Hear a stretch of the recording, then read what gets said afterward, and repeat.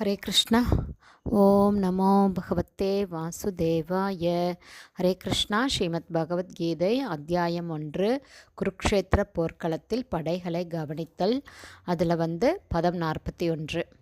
சங்கரோ நரகாயைவ குலஜானாம் குலஷ்யச்ச பதந்தி பிதரோ ஹியேஷாம் லுப்த Punto உதக கிரியாக. Hare Krishna. இதில் இறந்தவங்களுக்கு தர்ப்பண காரியங்களை செய்வதை பற்றி தான் நம்ம பார்த்துட்ருக்கோம். பகவானுடைய பிரசாதம் சடங்கு மூலமாக அவங்களுக்கு அளிக்கப்பட்ட உடனேயே அவங்க பல்வேறு துன்பகரமான வாழ்க்கை நிலையிலிருந்து விடுபட்டு நற்கதி அடைகிறாங்கன்னு நம்ம பார்க்குறோம்.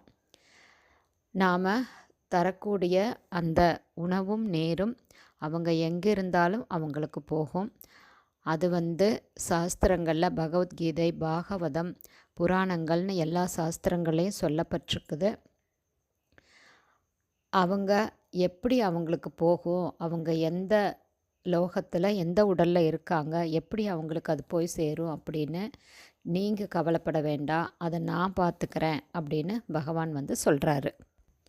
மேலும் இறந்த இடத்துல அந்த ஆத்மாவை நல்லபடியாக வழி அனுப்புறதுக்காக நாம ஜபம் செய்யணும். பகவானை பிரார்த்தனை பண்ணி இந்த ஆத்மாவுக்கு நல்ல கதி கிடைக்கணும் அப்படிங்கிறது தான் நம்மளுடைய ஒரே ப்ரேயராக இருக்கணும். கருட புராணம் படிக்கணும். மேலும் இந்த ஸ்லோகத்தில் என்ன சொல்கிறாங்கன்னா, பக்தி வாழ்வு வாழக்கூடிய தூய பக்தர்கள் சதா சர்வமும் பகவான் கிருஷ்ணரையே நினச்சி அவங்களுக்காக தன்னுடைய வாழ்க்கையை அர்ப்பணித்தவங்க இந்த சடங்குகள் செய்ய வேண்டியதில்லை அப்படின்னு சொல்கிறாங்க.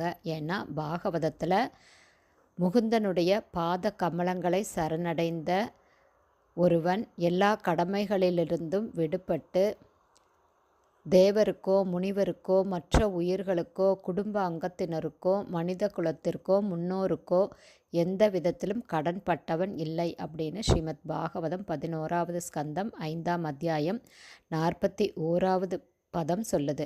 ஏன்னா பகவான் கிருஷ்ணருக்கு பக்தி சேவை செய்வதிலேயே இது போன்ற கடமைகள் எல்லாமே தாமாகவே நிறைவேற்றப்பட்டு விடுகின்றனன்னு சொல்லுது பாகவதம். ஆனால் நாம் அந்த அளவுக்கு தூய பக்தர்களாகி சதா சர்வமும் பகவானுடைய சேவையில் இல்லாததுனால நாம் இந்த தர்ப்பண காரியங்களை செய்ய வேண்டியது மிக மிக முக்கியம்.